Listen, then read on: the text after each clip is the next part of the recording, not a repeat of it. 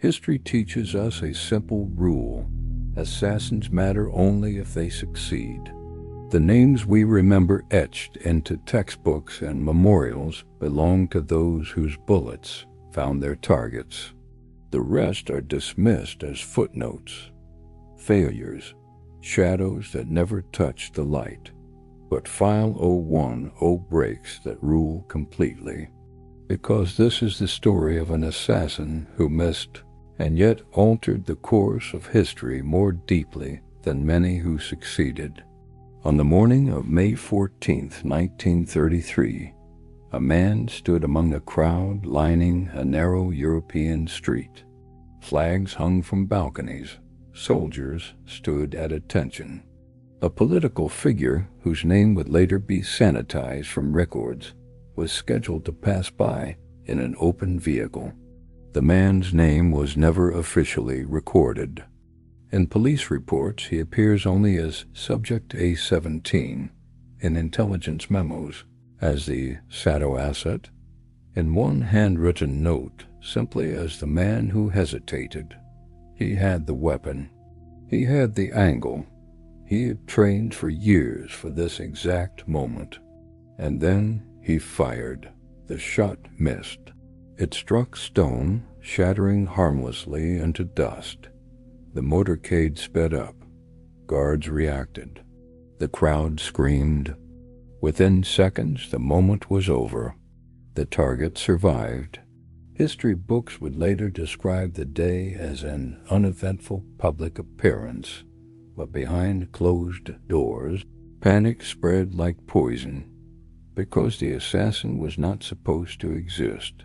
Within hours, intelligence agencies across multiple countries began issuing conflicting alerts, each claiming jurisdiction, each denying involvement. Files appeared that contradicted one another. Surveillance footage vanished. Witness statements changed between interviews. Most alarming of all, no organization claimed responsibility. No ideology surfaced. No manifesto was found. The assassin had no cause anyone could identify. When he was arrested quietly, violently, and without press interrogators, expected the usual patterns: radicalization, funding, foreign handlers. They found none. Subject A-17 spoke calmly, clearly, without anger. When asked why he had taken the shot, he answered with a sentence that stopped the interrogation cold. "Because if I don't try, what comes next can't be changed." Pressed further, he refused to explain. Not wouldn't, couldn't. Medical examinations found nothing wrong with his mind. No delusions, no trauma, no drugs.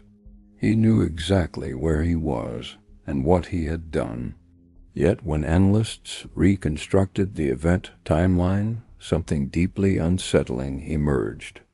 The political decisions made after the failed assassination emergency laws, purges, alliances, border changes matched almost perfectly with classified contingency plans that were never supposed to be activated.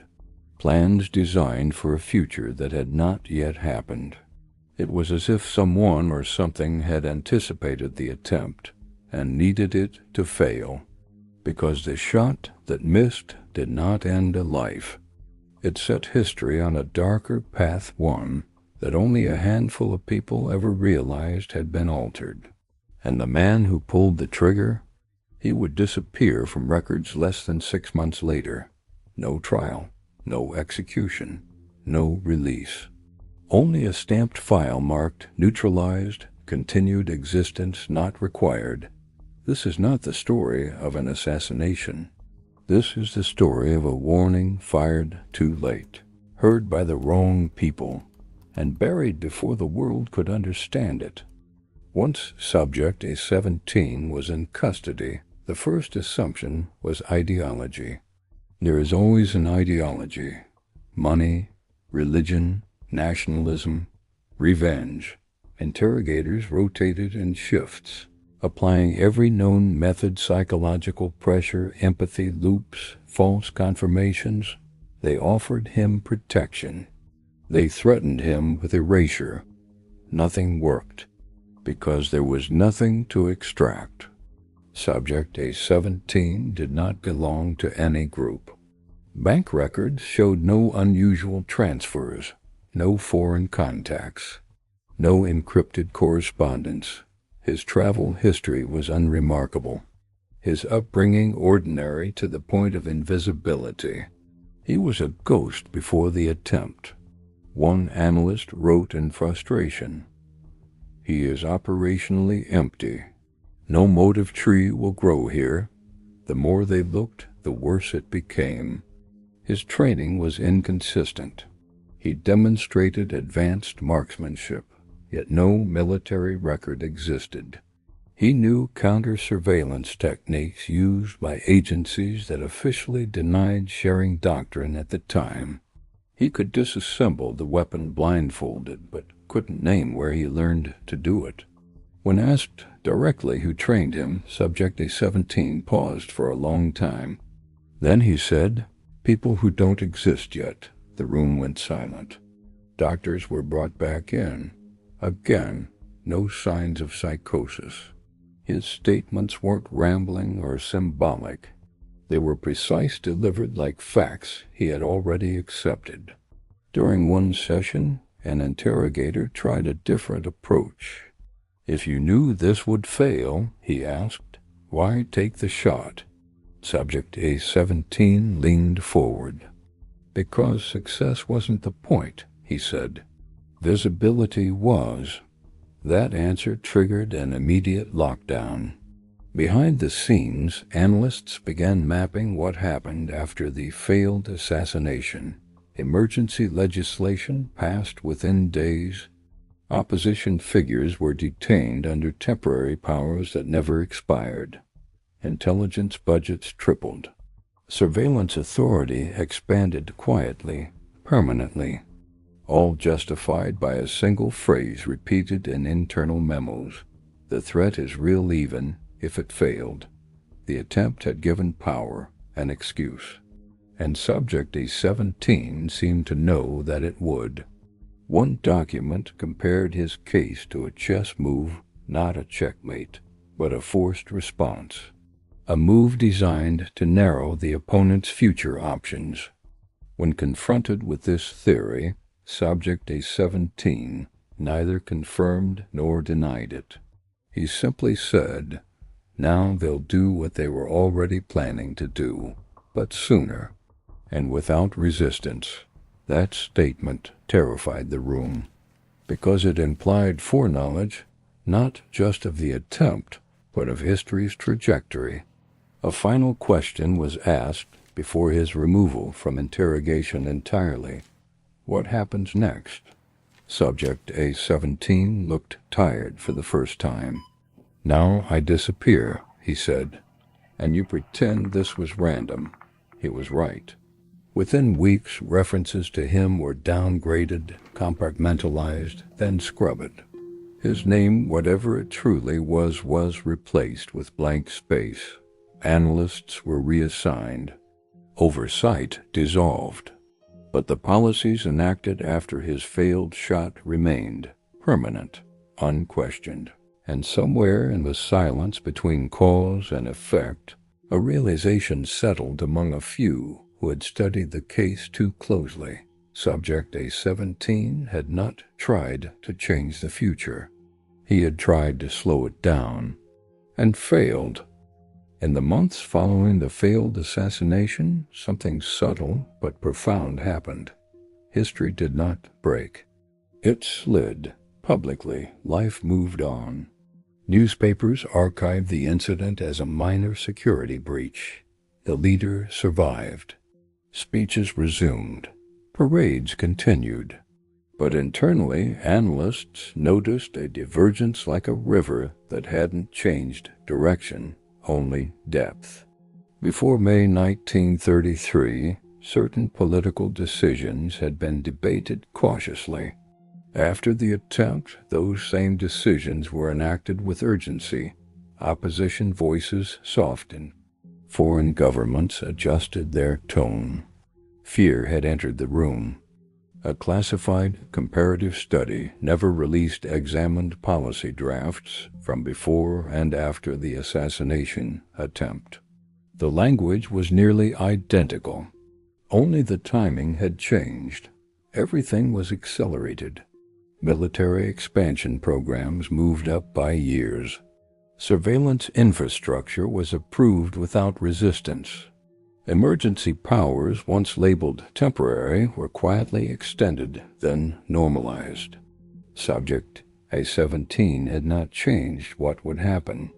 He had changed when it happened. One senior strategist wrote in a memo, "This event did not alter the path. It removed hesitation. That alone reshaped history." International reactions revealed another layer. Several neighboring states began internal crackdowns before any official provocation. Intelligence sharing agreements expanded in secret. Borders tightened, all in response to a threat that had already failed. Fear, it turned out, did not require success to be effective. The strangest detail emerged when analysts ran historical simulations decades later. Using pre-1933 data, they modeled policy progression without the assassination attempt. The result was unsettling. Most outcomes matched reality, just delayed. Wars still occurred. Alliances still formed. Oppression still rose. But in the simulated timeline, there was more resistance, more debate, more fractures in authority. In reality, those fractures never appeared. They had been sealed early, which raised an uncomfortable question. What if the failed assassination prevented something worse by happening too soon? Or the opposite, what if it ensured something terrible by silencing opposition before it could organize? Subject A-17's words echoed back into relevance. If I don't try, what comes next can't be changed. Perhaps he believed visibility would expose the machinery of power. Instead, it strengthened it. In a chilling footnote, one analyst noted that several oppressive laws enacted after the attempt included clauses explicitly referencing attempted threats, language that allowed authorities to act against potential future dissent. The assassin had become a justification, not a warning, a tool. And the man himself? His records ended abruptly in late 1933. No death certificate, no prison transfer, no burial, just a notation added to a sealed intelligence ledger, timeline stabilized. No one could later explain who wrote it or what it truly meant. But those who studied the case understood one thing clearly. The shot that missed had removed doubt. And when doubt disappears from power, history hardens. Years later, while reviewing declassified intelligence fragments, a historian noticed something deeply wrong with the sequence of events. Certain emergency orders, travel restrictions, surveillance directives, internal security authorizations were dated before the assassination attempt. Not drafts, not proposals, final approvals, stamped, signed, filed. They should not have existed yet. At first, this was dismissed as clerical error. Old systems were messy. Dates got misaligned, paperwork overlapped, but the pattern repeated across different agencies, across different countries. Orders responding to the failed assassination appeared to have been issued in advance, sometimes by days, sometimes by weeks, as if governments were responding to an event that had not yet occurred. One memo recovered from a military archive was particularly chilling. It outlined rules of engagement tied explicitly to post-attempt stabilization measures. The date on the document preceded the attempt by 11 days. The memo included a handwritten note in the margin. Proceed once catalyst is visible. Catalyst, not cause, not trigger, visibility. The same word subject A17 had used. Analysts began to suspect something far darker than coincidence. What if the failed assassination was not an unexpected shock, but a scheduled confirmation? Not planned by the assassin, but anticipated by those in power. A former intelligence officer, speaking anonymously decades later, hinted at an unspoken doctrine. Leadership doesn't always wait for events. Sometimes it waits for permission. A public attempt, successful or not, creates moral cover. It turns fear into legitimacy. It transforms preparation into necessity. The assassin had provided that permission, unwillingly or deliberately.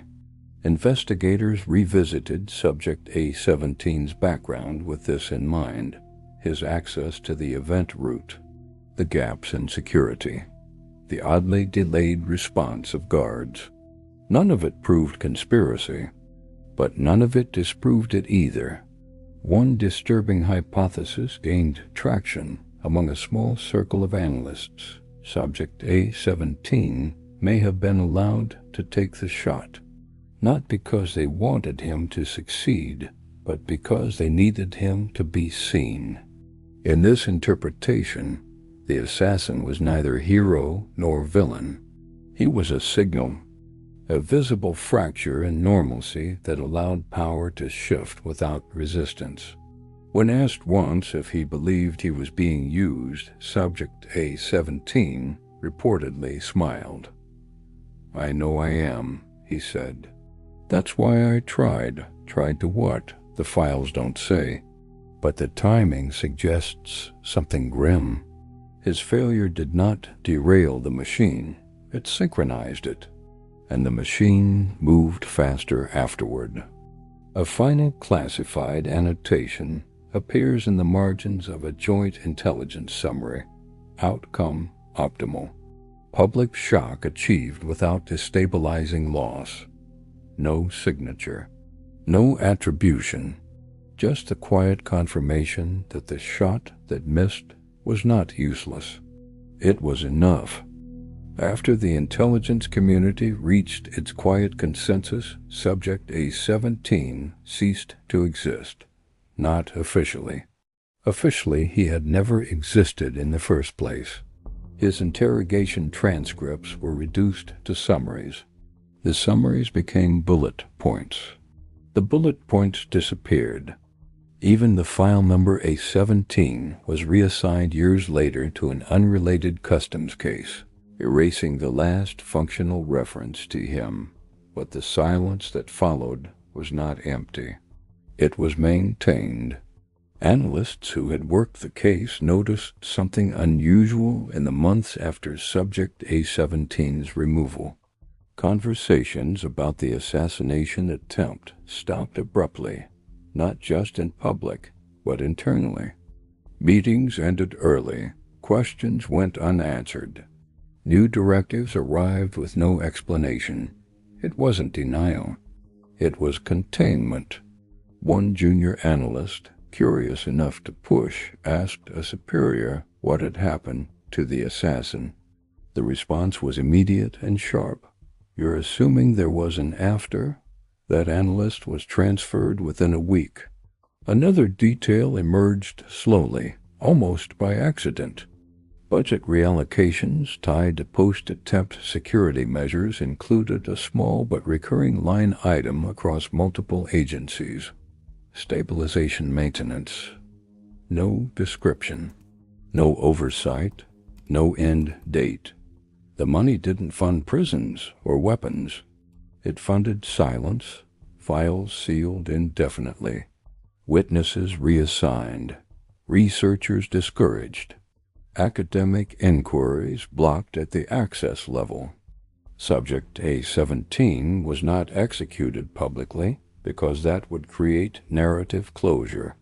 He was not imprisoned because that would leave a physical trace. Instead, he was removed from the story. A former records officer later described the process bluntly. Execution is loud, prison leaks. Erasure is clean. What disturbed some insiders most was the timing. Subject A17 vanished just as the new policies, those accelerated, fear-driven laws, became irreversible. Once power had consolidated, the catalyst was no longer needed. The shadow had done its work. A handwritten note found in a private journal of an intelligence official hinted at guilt. He tried to interrupt the sequence. We used the interruption to lock it in place. That may explain why Subject A17 was never made an example of. Examples provoke reflection. Reflection invites resistance. Better to let him dissolve into rumor. Better that no one asks whether a failed assassin can still be right. By the late 1930s, the world had moved fully into the path accelerated by that single missed shot. Borders hardened, dissent narrowed, surveillance normalized, and the man who tried whether to warn, delay, or expose was gone. No grave, no trial, no confession. Just a gap in the narrative where a person should have been. In intelligence circles, there's a quiet saying, history doesn't remember who pulled the trigger. It remembers who benefited. Subject A17 benefited no one, which may be why history refused to remember him at all. In 1968, 35 years after the failed assassination, a mid-level intelligence analyst made a mistake. He noticed a pattern. His name has been redacted from every surviving document, but fragments of his work remain in margin notes, citation trails, and one surviving memo marked non-actionable, do not pursue. The analyst was not looking for Subject A17. He was studying policy acceleration events, moments where governments shifted abruptly from debate to action. Crises, attacks, near misses, false starts. And again, one early case appeared at the root of multiple decision trees. May 1933. The analyst overlaid timelines from different countries, different ideologies, different conflicts. The result was unsettling.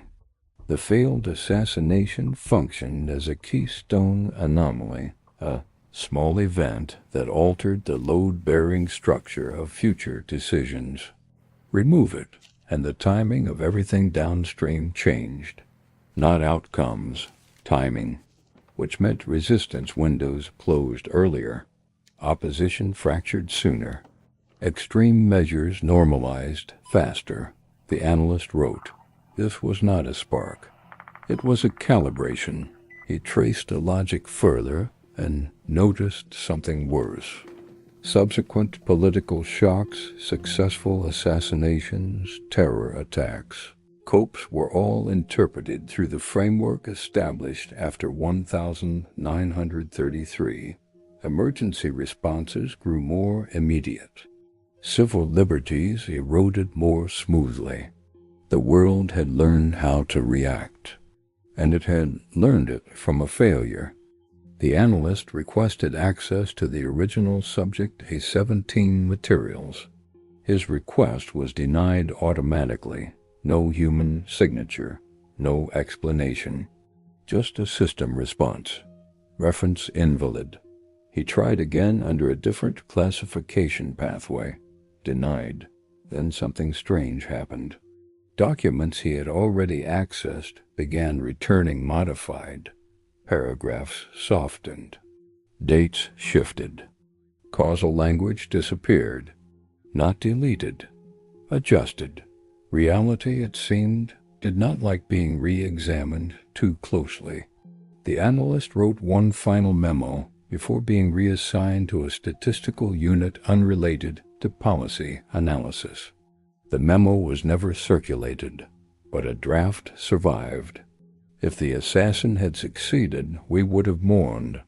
Because he failed, we reorganized. Failure gave power, time success would have taken it away. The memo ends abruptly, mid-sentence. After that, the analyst vanished from institutional memory.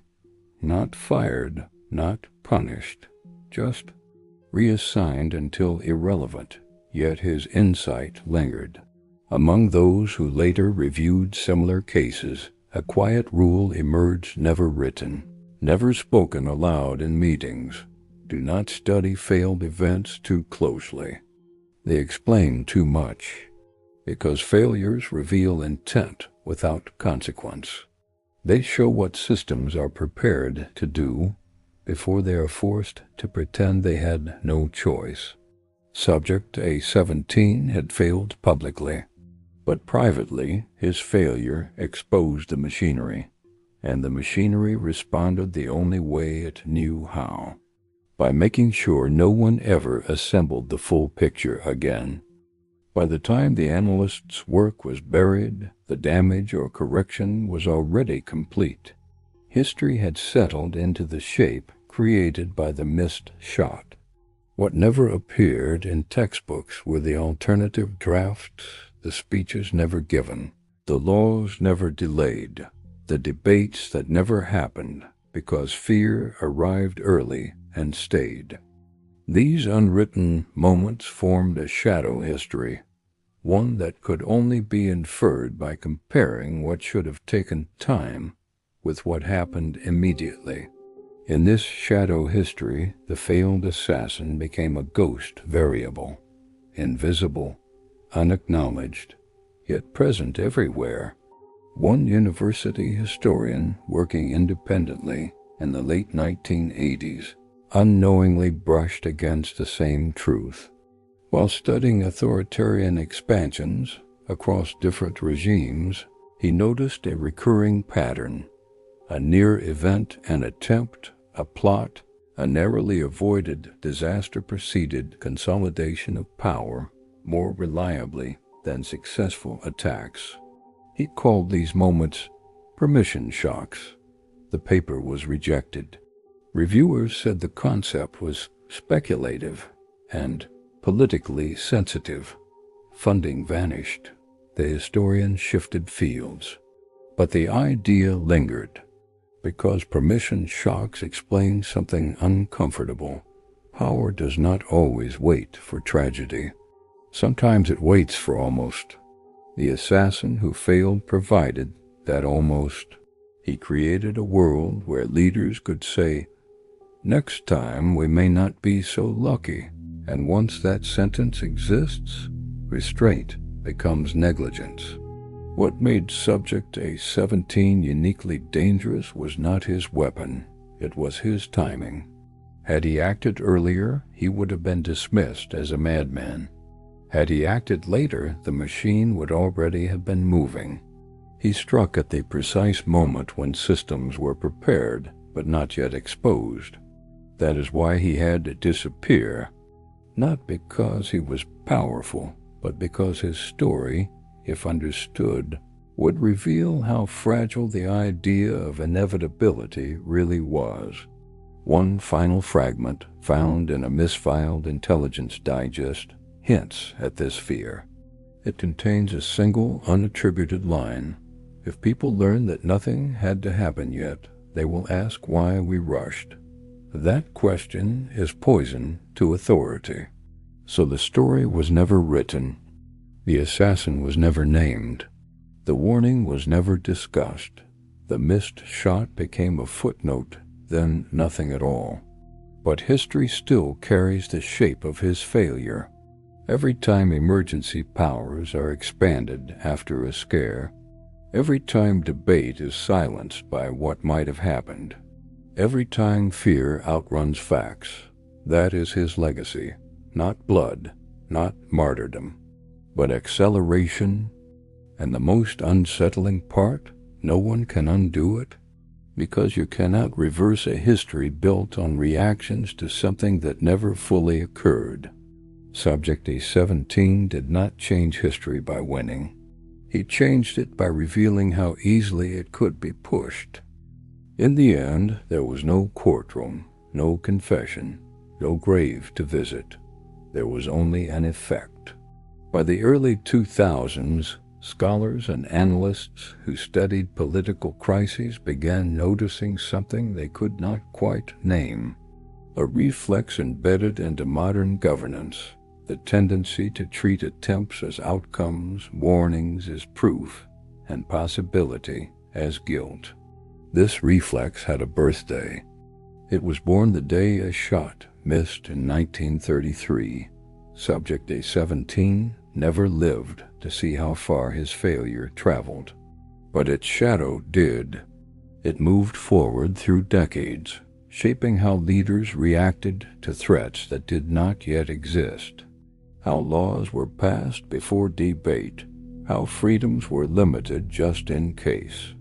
The assassin became unnecessary. His function remained. In one final declassified fragment released quietly and buried inside a larger archive, an intelligent summary reflected on the case without naming it. Modern power is not built on events. It is built on anticipated events. That understanding changed everything. Because once anticipation becomes enough, reality no longer needs to happen. Fear becomes policy. Possibility becomes evidence. And history moves at the speed of imagination. The missed shot taught governments how to govern without waiting. That is why the file is still classified in spirit, if not in law. Not because it reveals a conspiracy, but because it reveals a method anyone could recognize once they know where to look. And that recognition is dangerous. The final note attached to File 01 is brief. No flourish, no warning. Just one line, written decades after Subject A17 disappeared. Failure can be more useful than success. There is no signature. There doesn't need to be, because the world has been operating on that principle ever since. The assassin who failed did not take a life. He showed how easily life could be controlled without taking one, and that knowledge, once revealed, can never be erased.